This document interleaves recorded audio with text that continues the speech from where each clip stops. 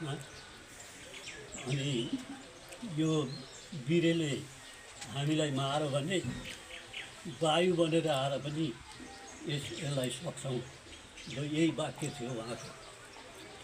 त्यो भनाइमा पछि वीरेन्द्रको पनि सताप भयो र यस्तो यो देशकै लागि देशमा स्वतन्त्रता, लोकतन्त्र, समाजवादका लागि सङ्घर्ष गरेर देशका जनताका लागि यो हरेक सुविधा दिलाउनकै लागि उहाँहरूले शहादत प्राप्त गरेको हुनाले उहाँहरूप्रति हामीले आज शहीद सम्झना स्मृति दिवस मनाएका हौँ भन्दै म आफ्नो कुरो अन्त्य गर्दछु। हार्दिक श्रद्धाञ्जली अर्पण गर्दछु।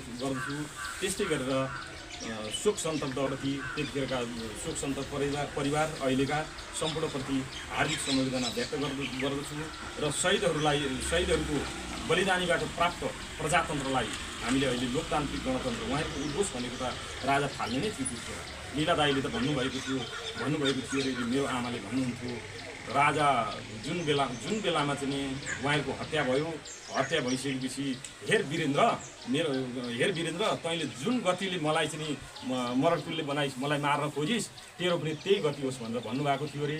पछि आएर आमाले भन्नुहुन्थ्यो मेरो छोरालाई हत्या गरेर मेरो परिवारलाई मलाई चाहिँ यो अवस्था सिर्जना गरेकोमा तेरो पनि यही गति होस् र तेरो पनि यही तरिकाले चाहिँ मृत्यु होस् भनेर त्यो पछि गएर चाहिँ त्यो भयो पनि होइन, त्यो भए पनि। र म अरू धेरै भन्न चाहन्न होइन। मैले अब त्यति म अलिकति शहीदलाई सम्झँदाखेरि म अलिकति भक्कानु पनि छुटेर आइरहेको छ अहिले होइन।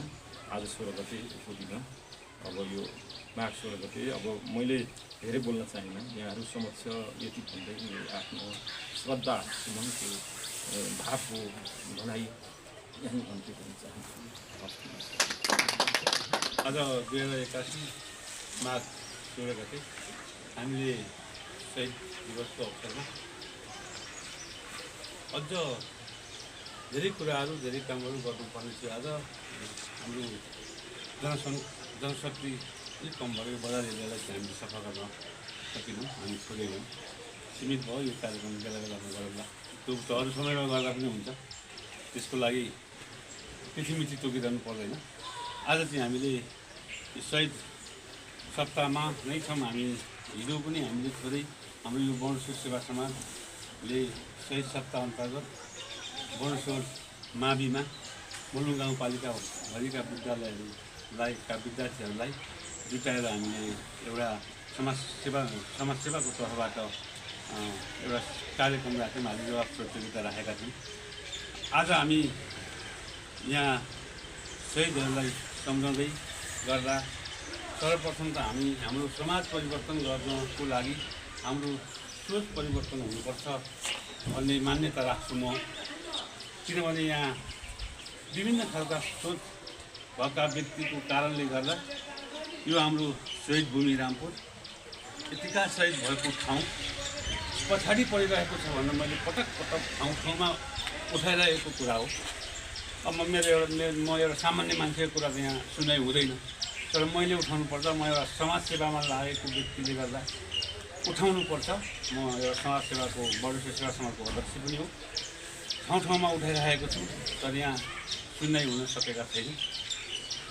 यो शहीद अहिले हाम्रो शहीद पातमा उभिरहँदा हेर्नुहोस् यहाँको अवस्था जीर्ण छ। लाजमर्दो कुरा, रामपुरका शहीद हुन्, देशका शहीद हुन्, राष्ट्रका शहीद हुन्। बत्ती कति एउटा घरको यहाँ त एउटा सामान्य बत्ती 10,000को बत्ती कटेर बिजुली तिर्न नसकेर यहाँ बिजुली छैन भन्न लाजमर्दो।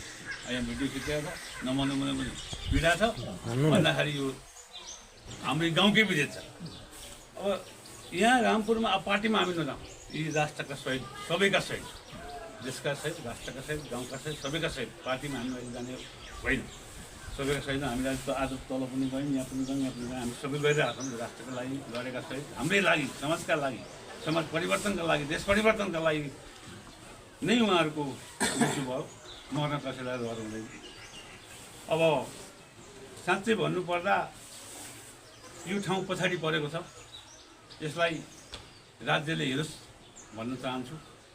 हाम्रो अब स्थानीय तहहरू छन्, स्थानीयले हेर्नु पर्यो। हाम्रो यहाँ गाउँका नेताहरू ठुला नेताहरू हुनुहुन्छ विभिन्न पार्टीका, उहाँले गर्न सक्नुहुन्छ, तर उहाँको दिमागमा कहिले घुसेन। घुस्ने वातावरण त्यो शहीदहरूले उहाँलाई सपनामा हालिदिनु पर्यो भन्न चाहन्छु। धन्यवाद।